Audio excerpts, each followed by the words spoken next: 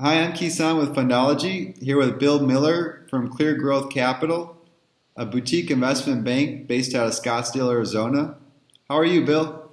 I'm doing terrific. Thank you. Happy Great. summer, finally. Right. Bill, so I had the pleasure of speaking with you regarding some transactions you worked on, where it's a typical situation that many other people have experienced, but having your potential buyers left at the altar. And wanted to dive in a little bit more about some of these and what you've learned from these transactions. If you want to start off a little maybe background information about even about your firm and how these transactions came to be.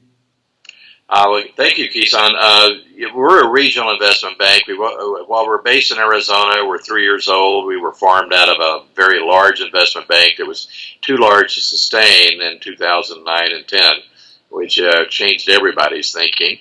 Um, so we try, as a two-partner firm with two or three backup people, we try to be very focused and systematic and have a real process on behalf of our clients for either placement of growth capital, which can include minority equity or mezzanine, or a sell-side engagement. We focus on, we've got a pretty good list now of the companies here in Arizona in our sweet spot of roughly 10 to about $100 million in revenue that are still private. But we also are working Southern California, primarily San Diego and Orange counties, where I used to live, and back in Texas, where I'm originally from. I still speak the language, in Houston and Austin. And there are a lot of strong companies in California and in Texas. And we've done some deals in Utah and Colorado. So that's basically our firm. Great. Tell me a little bit about some of these deals and how you source these transactions. Well, as we started out, and I've been in the business now for about 8 years. My partner's been in it for, well, probably about 20 years. What we discovered was that, particularly after the bad economy, number one, we've got to be really numbers experts and recasting the numbers and evaluating the business to see if we even want to take them on as a client for the placement of capital or selling. The second part of that, though, what we learned very quickly is that we have to shift into being psychiatrists or counselors, if you will, sort of like a ministry at a church, to make sure that the owners felt comfortable, they understand the process and the steps, which we're always clear about. But what we found as we've got into these deals, about a 3 to 6 month journey for minority equity, 2 months from a mezzanine, or sometimes as long as a year for a sell side engagement, a lot of the owners get really confused and sometimes they change their minds. So what we've learned by that is to make sure that we keep informing them, and number two, that we give them a lot of outside advice. Sometimes we even have transactional attorneys or bankers speak to them a little bit just to let them know that, that the focus is correct and all of that kind of thing. Would you like for me to go into specific examples? Bill, I'd love to hear about some of the deals because I know we talked and some of the deals you got back on track. But I want to dig into the deals that you couldn't get back on track and really kind of what happened and why. Well, I think after the economy, we had experienced twice last year. We had a small manufacturer who had come to us 2 years earlier in the down economy, had lost a lot of revenue, made general products, doing about 6 or 7 million, and with roughly about $1 million EBITDA. And on a good day, his company was probably valuated at close to or somewhere around 3 million. He wanted 5. We told him it wasn't possible in the multiples at that time. He said, "Fine, see what you can bring me." When I hear that now, I know we need to do more work. That's a hard lesson to learn. But nevertheless, this gentleman who's about 65 had us go out and do a lot of work with strategics and financial buyers. Of course, the strategics were the ones most interested in his space. But we did find a buyer who offered him at the end of the day. We structured a deal where he was going to make about $4 million with an earnout over an additional few years with a substantial amount of money down. He accepted it. We went through, he and the owner, he and the buyer started getting together. They really talked the same language. They loved each other. And this guy was a perfect fit to take over his company. To make a long story short, they were getting along great. We handled the due diligence portion, which is one of the services we do. Everything went fine. We got all the questions answered. He hired an attorney to work out the final agreement, and drafted it, sent it to him, and he called me up one day and said, I want to come down and talk to you about our agreement. I said, oh, great, come on in. We'll go over the draft. We'll get the language all straightened out, answer your questions. My team was sitting there at the boardroom table, and he came in and pitched it on the table and said, I can't sell my baby. I know she's worth more money. I still got some life left in me. I think I want to see what I can do later on. Oh, wow. That was a hard bullet to bite. So how does that work? I mean, you got your seller that comes in and just all of a sudden, hey, I don't want to do the deal. I changed my mind.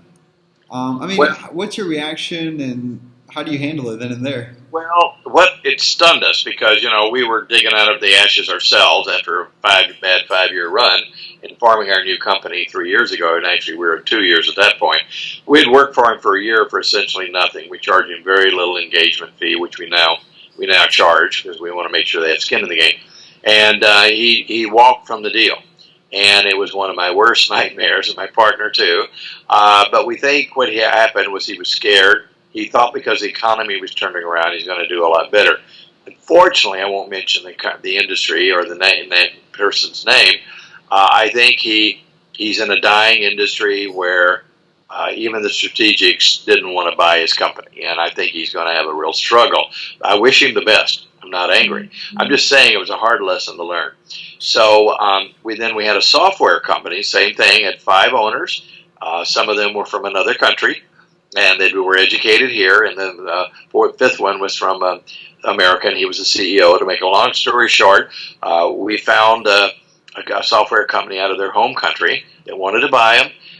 They were going to pay him a much higher valuation. We evaluated the company at about 14 to 15 million. They offered him 18. It was a really good deal. They all got together after accepting the term sheet, decided they didn't like that it was good to be king, and they flew home and said, we're not selling it. So what I learned from that lesson was that you've got to look at the left side of the brain in the business and evaluate the numbers and the valuations and then really work the investors and the buyers.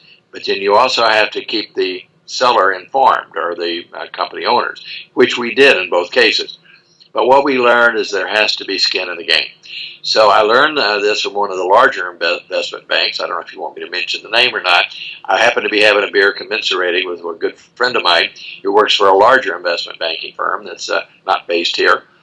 And when he heard the story, he said, you know what? We learned that lesson a long time ago. We're paid a milestone fee at LOI, and it's credited back at closing. That's the only way you can keep these owners honest. So now we do that, and none of our new clients they'll ask about it when they're signing the engagement agreement, but all of them have accepted it. So perhaps that will save it at the end of the day, or at least give our firm, or any firm, some residual for their time, but it's certainly not going to make up for the loss of that success fee. Right. You got to protect your interest. Now, how much would that fee typically come around? Well, most investment banks charge anywhere from 4 to 8 or 10%, depending on the size of the deal, or it can be based on a layman's scale. But what was described to us that we put into ours, for example, is anywhere from $10,000 to $50,000, depending on the size of the deal, is the milestone fee. So while they'll be paying us a very small monthly retainer, Clear Growth Capital does work on a smaller retainer because we're a smaller firm. They'll be paying us a retainer, perhaps 3 to 6 months. They're going to pay that milestone fee. And it's just coming up right now with 2 of our clients that have gone through our whole process where they're going to be paying us a milestone fee. The ones that did not close did not have a milestone fee, and we're hoping that will avoid that situation in the future, or at least make the owner stop and think, gee, do I want everybody to go through due diligence and all the expense of spending another 30, 60, 90 days of scrubbing everything and final negotiations and then walk from the table? Right, very true. Now, Bill, could you give me an example of a deal that you did revive and some of the tactics you used to do that? Yes, we had one that almost went south on us under the old engagement agreement. That's now under term sheet, and it looks like it closes next week. What we found was, to be more specific, what we found was we had to be the negotiator between the 2 partners and with the fund to try to save the day. For example, my partner Kevin Loud, uh, 30 days ago, this thing should have closed. It's a mezzanine raise for about $5 million for a medical company. One of the primary investors is a doctor out of California who just flies into town once a month, kind of looks at everything and enjoys the space and then leaves. He was second guessing what the major CEO partner was doing on a day-to-day basis and exactly why or why not they needed this money. What we found was that we had to be a coach, a referee between the two partners and the fund to get it back on track. And it took an awful lot of midnight phone calls. Of course, when you know the doctor would be in Paris on vacation when it all blew up.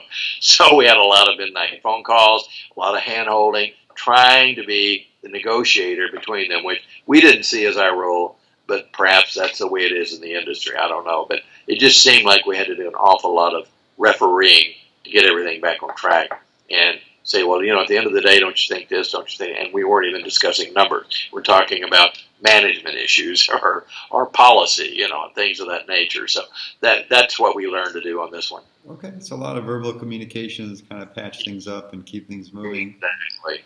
How about you have a transaction and there's already a contract engaged and you run across this situation? Are there terms in the agreement where there's maybe a breakup penalty or fee for doing that?